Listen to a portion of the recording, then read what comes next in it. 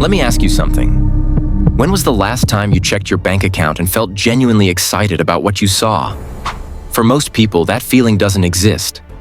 Instead, there's anxiety, stress, that sinking feeling when rent is due, when the car breaks down, when you realize you can't afford to take a day off. Here's what's wild. You're not lazy. You're probably working harder than your parents ever did. You might have a degree. You show up. You follow the rules. And yet, you're still struggling. Meanwhile, there are 22-year-olds making millions selling courses online. People flipping houses they never physically touched. Entrepreneurs building companies from their laptops that generate more in a month than you'll see in a year. And I'm guessing you've asked yourself the same question 1,000 times. What do they know that I don't? Well, here's the uncomfortable answer. They're playing a completely different game than you are. You're playing checkers. They're playing chess. You're following rules that were designed to keep you exactly where you are. And the worst part? You didn't even know there were other rules. See, I used to think the same way you probably do right now. That rich people were just lucky. That they had connections. That the system was rigged and there was nothing someone like me could do about it. I was wrong, and I'm about to show you exactly why. In the next 20 minutes, you're going to learn things that will probably make you angry at first, because you'll realize how much time you've wasted believing lies. But then, if you stick with me, something will click. You'll understand why working hard will never make you wealthy and what actually does. The one skill that separates millionaires from everyone else. And no, it's not sales or coding. How to reprogram the poverty mindset you inherited without even knowing it. The exact blueprint wealthy people use in 2025 to build assets that work while they sleep. And most importantly, why your biggest obstacle isn't lack of money, it's something far more fixable. But I need to warn you about something. Most people who start this video won't finish it. Not because it's boring, but because facing the truth about where you are is uncomfortable. It's easier to blame the economy, your boss, your circumstances. It's harder to look in the mirror and admit, I've been playing the wrong game this entire time. So before we go any further, I need to know, are you ready to feel uncomfortable for 20 minutes if it means the next 20 years of your life look completely different? If yes, then let's begin. Close your eyes for a second and imagine this. You're 65 years old. You just retired after 40 years of working. You did everything right, went to school, got the job, showed up every day, saved a little when you could. And now you're sitting at your kitchen table looking at your retirement account, doing the math on whether you can actually afford to live another 20 years. That sick feeling in your stomach? That's the trap. The trap is this. You were taught that education leads to a good job leads to a good salary, and a good salary leads to security. But here's what they didn't tell you. That formula worked in 1975. It doesn't work in 2025. Let me show you why with simple math. Right now, the median household income in America is about $75,000 a year. Sounds decent, right? But after federal taxes, state taxes, Social Security, and Medicare, you're taking home around $55,000. Now subtract. Rent or mortgage, $24,000 per year. Groceries, which have nearly doubled since 2020, $8,400 per year. Transportation, $6,000 per year. Health insurance, $7,200 per year. Utilities and phone, $3,600 per year. You're left with about $5,800 for the entire year. That's $483 a month for everything else. Clothes, entertainment, emergencies, savings. And God forbid you have student loans or credit card debt. You see the trap now? You're running on a treadmill that's going faster than you can keep up with. And you were told this was success. But here's the question nobody asks. Who designed this system? Think about it. Your entire education was funded and structured by the government. 12 years of school, and not once did anyone teach you how money actually works. Not one class on investing. Not one lesson on taxes. Not one discussion about building businesses. Why? Because the system doesn't need entrepreneurs. It needs employees. It needs people who will show up, follow instructions, pay their taxes, and not ask too many questions. I learned this the hard way when I was younger. I remember asking my teacher, "Why don't we learn about money in school?" She didn't have an answer. She got defensive, actually. Told me to sit down. So I asked my dad the same question. He was educated, smart, had a PhD. And you know what he said? Because they don't teach us to teach that. He explained that the curriculum is decided by the government. What gets taught and what doesn't. And financial education? It's not on the list. That's when it hit me. School wasn't designed to make me rich. It was designed to make me useful to someone else's business. And maybe that's fine for some people. But if you're watching this, I'm guessing it's not fine for you.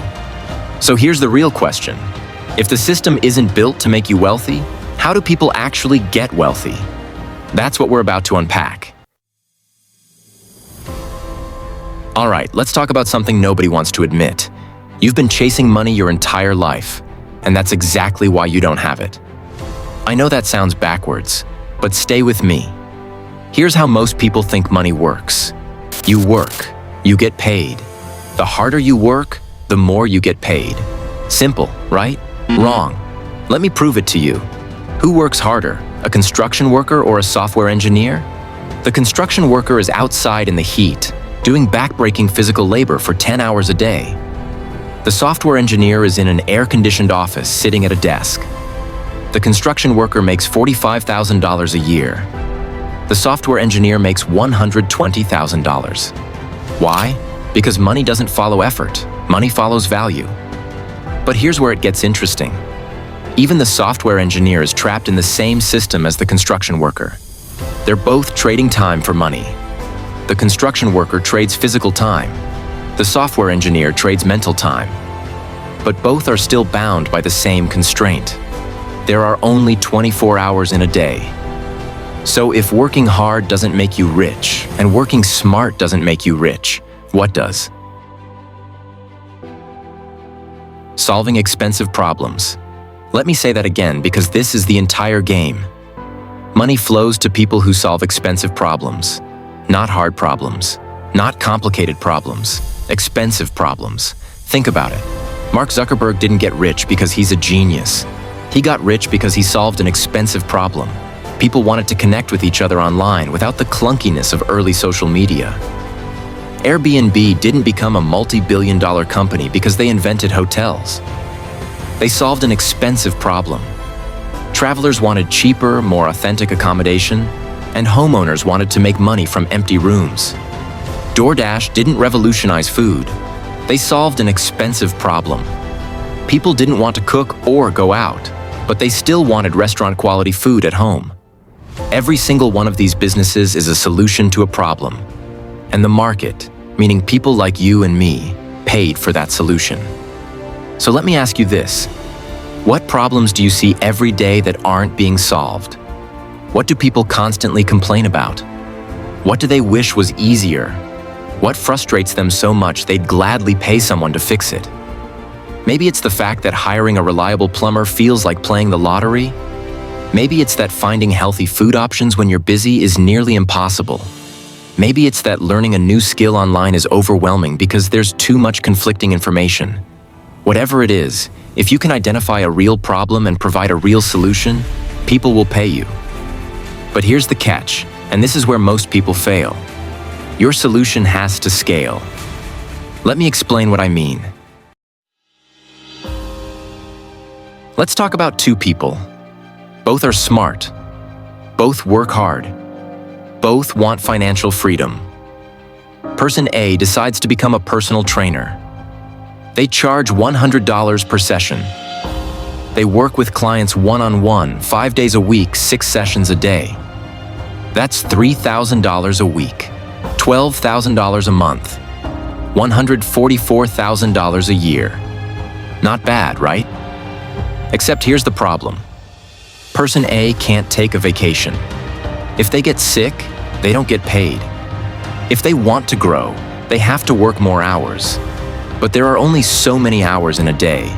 They built themselves a job, not a business. Now let's look at Person B. Person B also starts as a personal trainer. But after a year, they realize they're trapped. So they do something different. They film 12 weeks of workout programs. They create a membership site. They charge $29 a month for access. In the first month, they get 50 members. That's $1,450, less than they were making before. But here's what changes. Person B didn't have to show up to make that money. The videos were already filmed. The system was already built, so they spend their time marketing, getting more members. In 6 months, they have 800 members. That's $23,200 a month. They've now surpassed their old income, and they're working fewer hours. That's the difference between a job and a business. That's the power of leverage. And in 2025, leverage is more accessible than ever. You don't need a factory. You don't need employees. You don't need a giant investment. You need 3 things. 1. A problem people are willing to pay to solve. 2. A solution that doesn't require your time for every transaction. 3. A way to reach people who have that problem. Let me give you some real examples of people who figured this out recently. In 2023, a 24-year-old woman named Emma Chamberlain launched a coffee company called Chamberlain Coffee. She wasn't a barista. She didn't invent coffee. But she understood her audience. Young people who wanted quality coffee with branding that felt authentic, not corporate. Her company is now valued at over $100 million. Another example? A guy named Alex Hormozi owned a chain of gyms. He was making good money, but he was working 80-hour weeks. He realized he was trapped. So he shifted. He started teaching other gym owners how to scale their businesses. He packaged his knowledge into a system. Now he's worth over $100 million, and he's not running gyms anymore. He built a business that runs without him. These people aren't special. They just understood leverage. But here's what nobody talks about. Leverage doesn't work if your mindset is broken. And I'm willing to bet your mindset is broken. Not because you're dumb, but because you were programmed that way. Let's fix that. Let me ask you a personal question. What did your parents teach you about money? Maybe it was, money doesn't grow on trees. Or, we can't afford that. Or, you have to work hard if you want to get ahead. Those statements, repeated over and over throughout your childhood, became your operating system, your subconscious programming about money. And here's the brutal truth. That programming is still running in the background right now, controlling every financial decision you make. Let me give you an example. If you grew up hearing, "We can't afford that," then every time an investment opportunity comes up, your brain defaults to scarcity. Even if you technically have the money, you find a reason not to spend it. Meanwhile, someone who grew up hearing, "How can we afford that?" has a brain wired for problem solving and possibility. Same opportunity, different outcome. Here's the hard part. Most people don't even realize they're operating from poverty programming. They just think that's reality. But it's not reality. It's conditioning. And the good news, you can change it. But first, you need to catch yourself. Pay attention to what you say when money comes up. Do you say things like, "I could never do that"? "That's too expensive." "I'm not good with money." "Rich people are lucky." Every one of those statements is reinforcing poverty programming. Now let's flip it. Here's what wealthy people say. "How could I make that happen? What would it take to afford that? What can I learn about money? What did they do that I can study?" You see the difference? One set of statements closes your mind. The other opens it. And here's the thing. Your circumstances won't change until your language changes. Let me tell you a story that changed my perspective forever. When I was younger, I had the chance to learn from someone who had built serious wealth. And he told me something that made no sense at the time. He said, "I'll teach you about money, but I'm never going to pay you." I was confused. How am I supposed to make money if you don't pay me? He smiled. The moment you accept a paycheck, you start thinking like an employee. Employees wait to get paid. Entrepreneurs figure out how to create money. That sentence rewired my brain. Because up until that point, I thought money came from working. I thought the harder I worked, the more I'd make. But that's not how wealth works. Wealth comes from ownership, from building systems, from assets that generate money whether you're working or not. Employees trade time for money. Entrepreneurs build things that make money without their time. That's the shift. That's the game. But it requires you to think differently, to see opportunities instead of obstacles, to ask better questions. So let me give you a question to start with. What would you do if money wasn't the limiting factor? Sit with that for a second. Because the answer to that question is probably what you should be working toward. But thinking differently is only half the battle. You also need to understand the actual mechanics of how wealthy people operate. And that's what most people get completely wrong. Let's talk about the part of money that school definitely never taught you: taxes and debt. You've been told taxes are something you just have to pay, and debt is bad. Stay away from it. Pay it off as fast as you can. But here's the truth. Taxes and debt are the two tools that make the rich richer and the poor poorer. Let me break this down in a way that'll probably make you a little angry. When you work a job, you get taxed first. The government takes their cut before you even see your paycheck. If you make $75,000 a year or less, you're paying around $18,000 to $20,000 in taxes. You don't get a choice, it's automatic. But when you own a business, you get taxed last. Here's how it works. Let's say your business makes $200,000 in revenue. Before you pay taxes, you deduct your expenses, your office, your software, your marketing, your meals with clients, even your car if you use it for business. Let's say your expenses are $100,000. Now you're only taxed on the remaining $100,000. But it gets better. Let's say you take that $100,000 and invest it in real estate. Real estate comes with something called depreciation. Even though your property is increasing in value, the IRS lets you claim it as losing value on paper.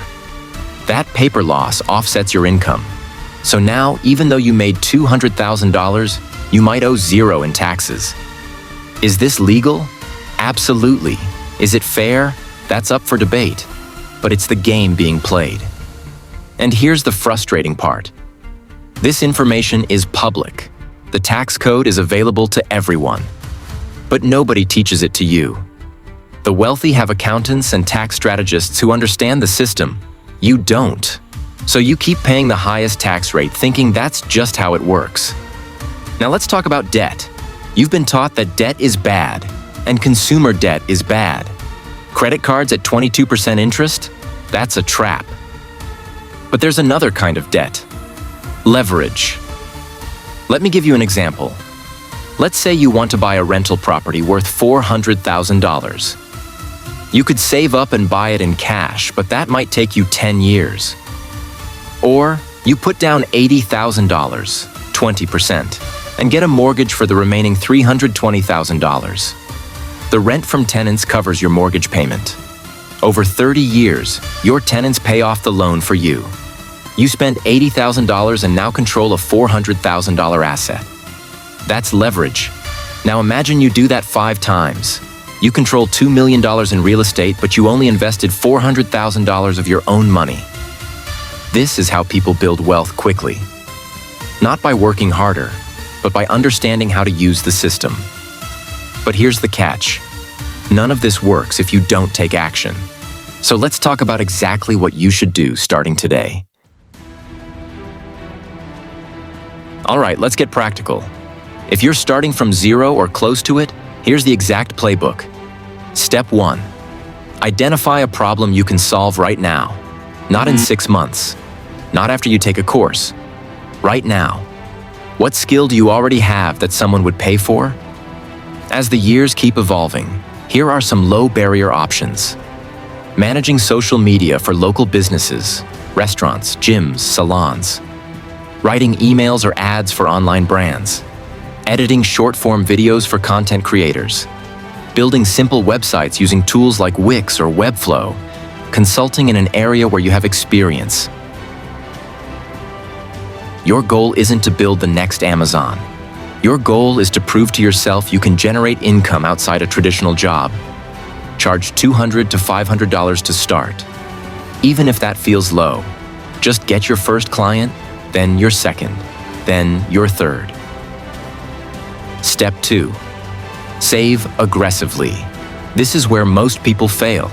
They make extra money and immediately upgrade their lifestyle. Don't. Every dollar you make from side income should go into savings or reinvestment. Aim for a 60 to 70% savings rate from that income. Why? Because you're building capital you'll use to scale. Step 3. Build leverage.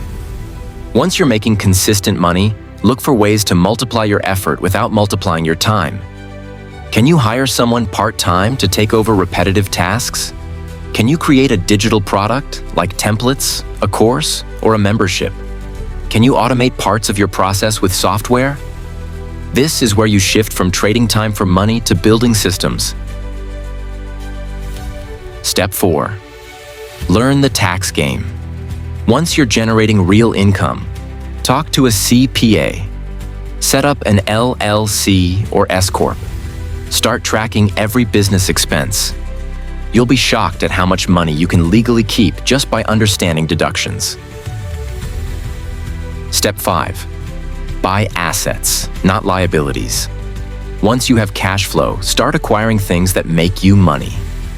Rental properties, index funds, a second business, intellectual property.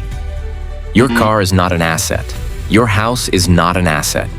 Yes, even though it appreciates, it costs you money every month. A rental property that generates $600 per month in profit after expenses? That's an asset. A YouTube channel that earns ad revenue? That's an asset. A business that runs without you? Yes, an asset. Stack assets. That's how you build real wealth. Step 6. Protect and scale. Once you have assets, protect them. Get insurance. Set up legal structures, diversify, then scale, solve bigger problems, build bigger systems, repeat. This isn't theory, this is the blueprint. But here's the final thing you need to understand, and it's the most important part of this entire video. Money is not the goal. Be honest for a second. You didn't click on this video because you want money. You clicked because you want freedom. Money is just the tool. What you really want is the ability to wake up and not feel dread, to not have to check your bank account with anxiety, to be able to take care of your family without stress. You want time. Time to do what matters. Time with people you love. Time to pursue things that actually fulfill you. That's what this is really about.